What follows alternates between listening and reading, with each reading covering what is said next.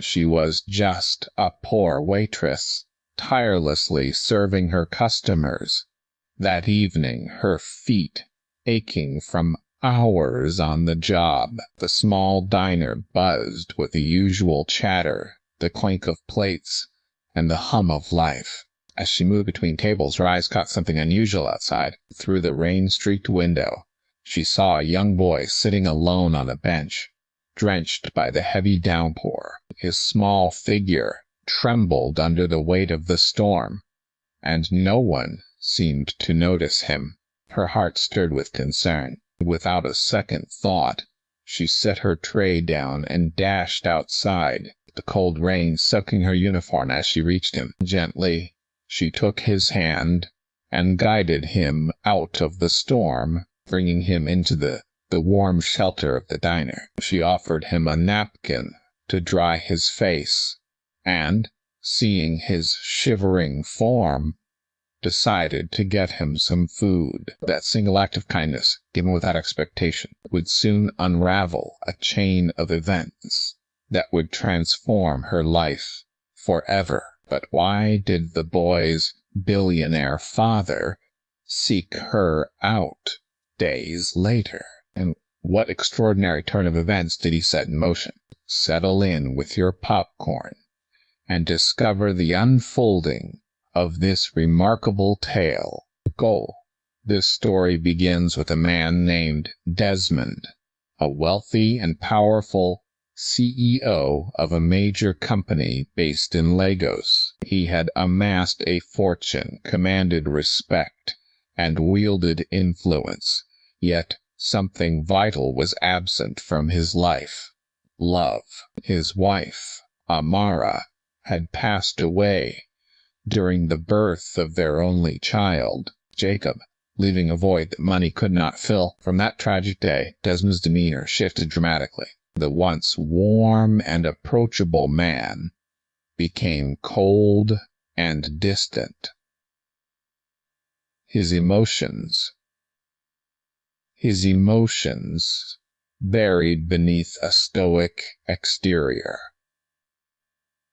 A stoic exterior. He ceased to smile, avoided social gatherings, and withdrew from personal connections, dedicating himself entirely to his company, Babs plc. His wealth grew exponentially, but the emptiness inside him persisted. Each day he sat in his expansive office, the silence pressing against him as the bustling city of Lagos hummed outside. On his desk sat a photograph of Amara, her warm smile and gentle eyes a haunting reminder of what he had lost. It had been 7 years since her death, and Jacob, now 7 years old, had never known his mother's face, nor could he see anything at all, having been born blind.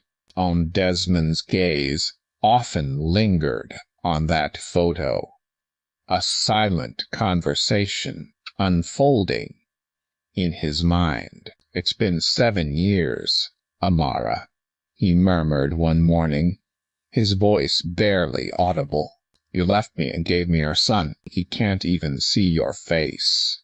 Never the sun, never the moon, never anything." His attempts to care for Jacob were limited to material provisions.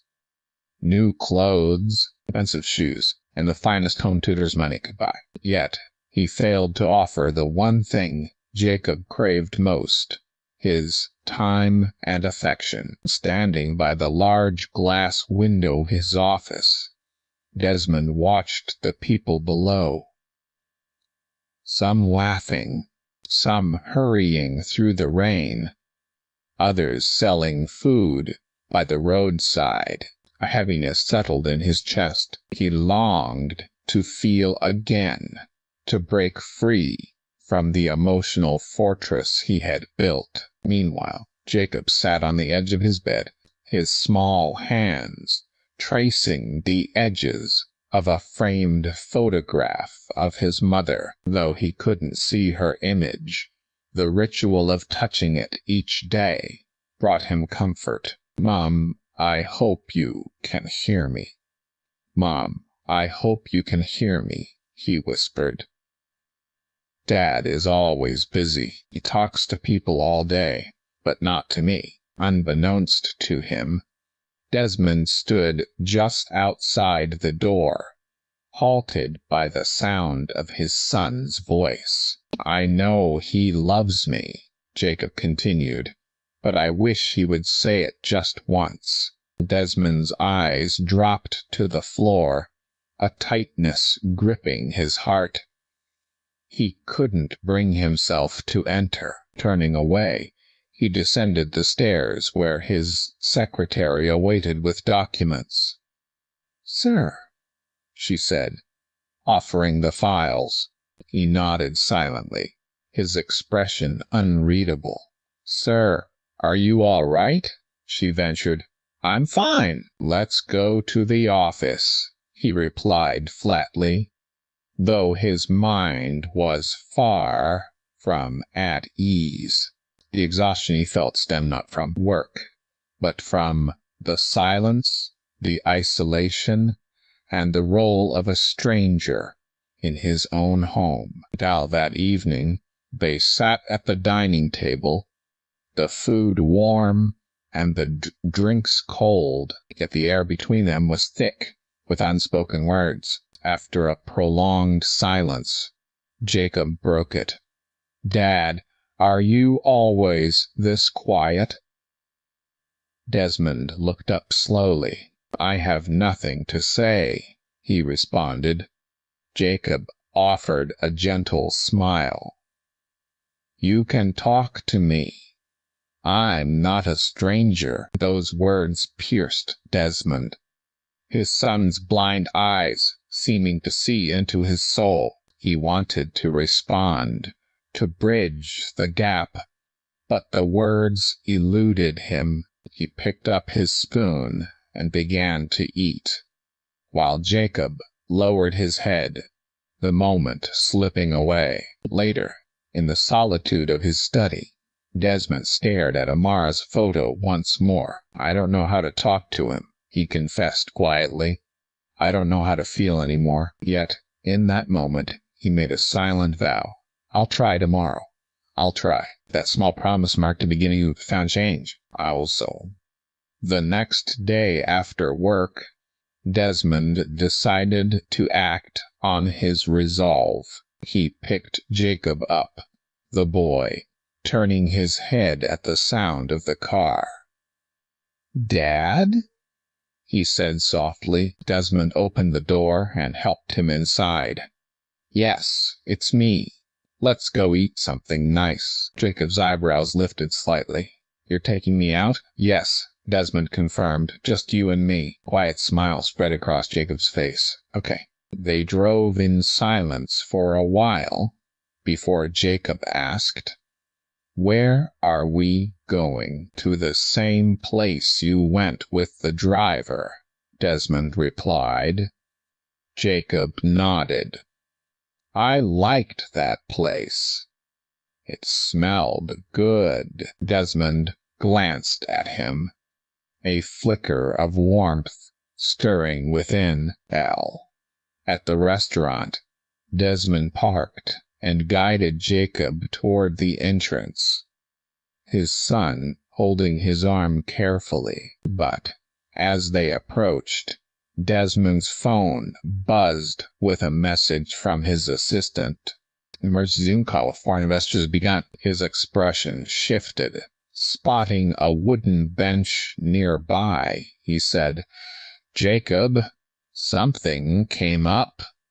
I need to take a short meeting." Very short. Jacob gripped his father's hand tighter. "Okay." Desmond led him to the bench and helped him sit. "Stay here. I'll be in the car. I won't take long." Jacob nodded. "Will you come back soon?"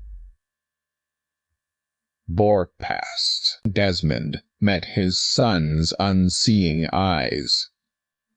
"Yes, I promise." He placed Jacob's hand on the bench and hurried to the car, diving into the meeting with his laptop. Now Jacob sat quietly, his hands resting in his lap, attuned to the sounds around him. Footsteps, clanking plates, a woman's laughter from inside.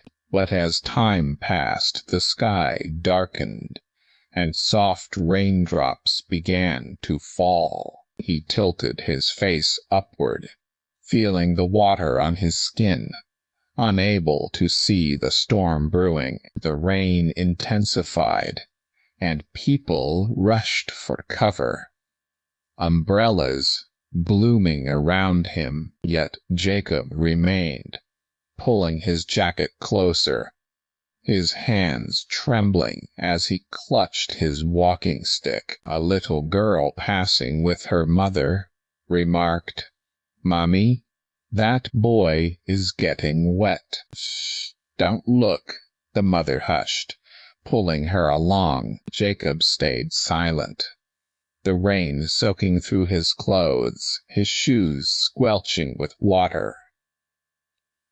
"Dad," he whispered. Receiving no reply, his chest grew heavy, but he held back tears, waiting in the downpour. And inside the car, Desmond was engrossed in his meeting, oblivious to the weather. Meanwhile, inside the restaurant, Sarah moved wearily between tables, her smile masking the burden she carried. That morning, her landlord had raised her rent again, and her mother's medical bills loomed large. As she passed the glass door, her gaze fell on Jacob, alone and drenched. Her heart raced. Why was he out there? She asked the counterwoman, who confirmed he'd arrived with a man who'd returned to the car. Concerned, Sarah watched him, his head bowed, his clothes sodden. Unable to ignore her instinct, she rushed outside, the rain pelting her as she knelt beside him. "Come with me," she said softly, taking his hand. He followed her inside, and she settled him near a window, wiping his face with a napkin. "Hey, are you okay? The ride is some the Persicks, they're fine. To word out a third," she asked gently. Jacob turned his head, tears mixing with rain. "I'm fine," he murmured. "Where's the person you came with?" she pressed. "He went to the car. He had a meeting," Jacob replied. Shocked, Sarah held his hand. "Ooh, what's your name?" "Jacob," he said. "I'm Sarah," she introduced, noting his shivering. "I'll get you something warm."